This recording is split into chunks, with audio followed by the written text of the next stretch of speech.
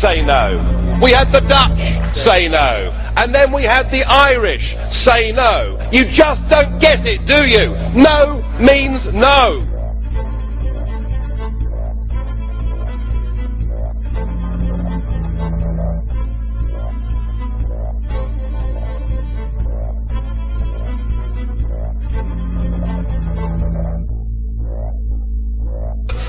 "499 members of this House voted to ignore the Irish no vote and to continue with the treaty." What kind of a parliament is this?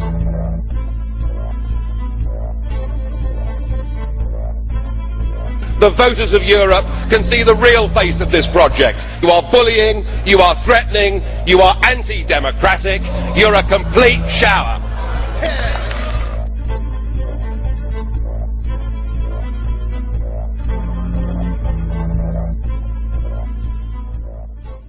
Take the opportunity of wishing the East European cities well in the coming of the very early skiing season, and snow and ice that's come there, what of course is indicative of the fact that, as independent science has now confirmed, that the globe is actually cooling and has been cooling since 2002, broadly flat since 1998. So we're all talking about something here which isn't happening. I've heard time and time again members here talk of CO2 as a pollutant. A pollutant is a life-giving natural gas. It gives me the impression that some of our members haven't had the benefit of a formal education. Isn't this really just about the state being able to get its hand in ordinary people's trouser pocket to steal yet more tax from them? Isn't this all about political control? Isn't all this about politics and big business? The whole thing's a sham. This bogus hypothesis, this ridiculous nonsense that man-made CO2 is causing global warming. Enough, please, before we damage irrevocably the global economy. In my English constituency this week, it was discovered that scientists from the University of East Anglia were allegedly manipulating data to try and prove man-made global warming. What a giveaway that was. It is clear now that the scientific consensus on man-made global warming is fast eroding. 30,000 sceptical scientists in the Manhattan Declaration, 600 scientists in a US Senate report, even German scientists this year writing to the Chancellor Angela Merkel. Socialist colleague over there talking about Greenland and, you know, the ice melting in Greenland. Well, you know, the question I'd like to ask on this subject is, why is Greenland called Greenland? Is it perhaps because Greenland was once green when the world was hotter? Well, it seems that the British people are onto this, because a recent opinion poll in the Times newspaper clearly shows that the British people no longer believe in so-called man-made global warming. The British people are very astute, and they're clear that politicians have hijacked the environmentalist agenda. It's been cynically used to raise taxes, to exert control, and now it's being used by the European Union to justify your own existence. You spoke about a huge awakening taking place. You spoke about the fact that if we just point out what illegitimate tyrants these people are, that they will fall.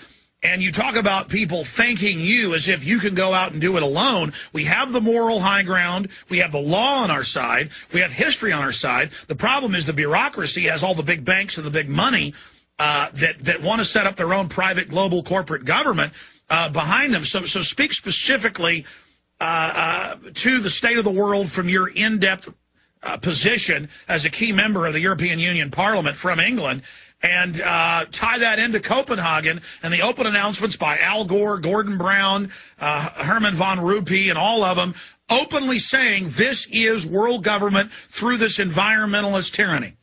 Yeah, I mean, what they do, of course, and it's a well-established technique, they try and use any crisis.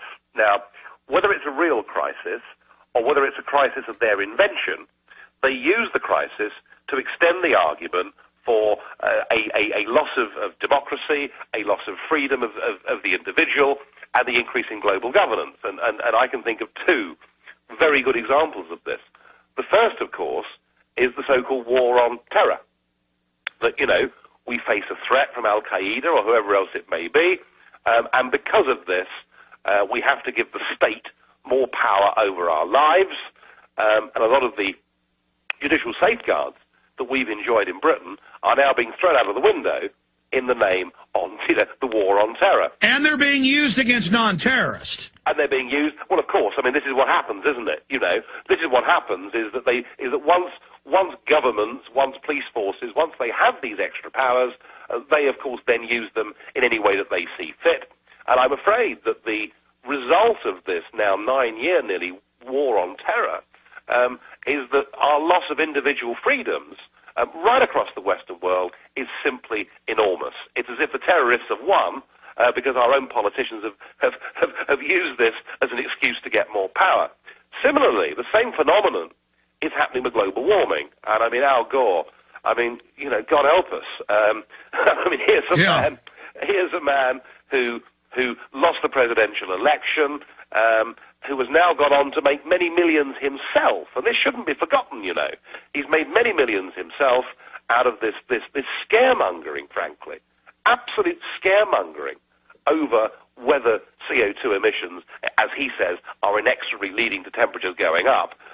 Now, of course, the fact that we know that temperatures have not gone up, they've actually now gone down since 1998 or 2002, depending where you set the bar, is irrelevant. But so now they've changed it to weather changes, climate, any change is unnatural. Well, that's right, and you know, they were hooked on global warming. They say global warming less now because it's cooling, but you know, any time there's a hurricane, any time there's a flood, any time anything happens, we're told this is because of CO2 emissions. And we've got a situation where we're going to be signed up to treaties, which means that we can't change these agreements by how we vote at future elections. Meanwhile, the author of the key UN report on this, Sir Nicholas Stern, urges us to become vegetarian to stop cows farting. Maybe it is not just certain cows that have gone mad. We have as well climate change deniers, so to deny that this is the case, and of course they will raise their voice and deny that anything with meat production will have to do with climate change or climate protection. Look, this is happy hour on the funny farm, isn't it? I mean, the fact of the matter is you've got global warming written there in front of you. You know, why was the globe actually warmer 1,000 years ago during the medieval warm period in comparison to what it is now? Why was it warmer 2,000 years ago during the Roman warm period when we were producing wine as far north as Scotland? I mean, come on, the globe hasn't warmed for the past 10 years. It's a scientific fact. You know, and just to take one thing up with you, Mr. Chairman, at the start, you said that people who are climate change sceptics are deniers. Now, I'm sorry, being German and all, I'm sure you know the connotations that the term denier has, and I think you should call us sceptics, actually, because we are. And as a bit of a protest, we in the UK Independence Party are holding a barbecue out on Plas Lux. You're all invited. It's called All You Need Is Meat, and we'll be celebrating meat at 12 o'clock today.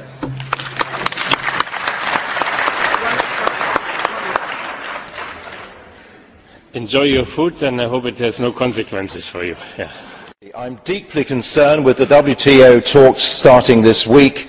I worry about a drift towards green tariffs justified on the basis of such spurious claims. These new tariffs are just barriers to trade. They punish the poor and have no justification whatsoever. This is just enviro-imperialism. Thank you. I mean, just give an example of how mad this is.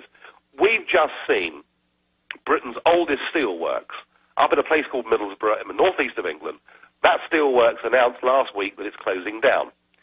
In doing so, the parent company, an Indian firm called Tata, will be given £600 million worth of carbon credits, right, for closing down that plant.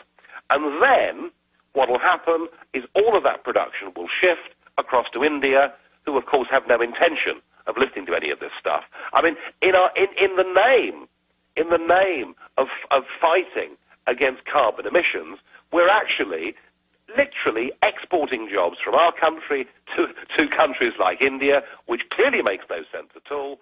The other big response in Europe to this is we are building tens of thousands of these ludicrous windmills, yeah, right across Europe, and we're told this is wonderful, this will be a wonderful source of renewable renewable energy. Now, I'm not against the concept of renewable energy, but I'll tell you this.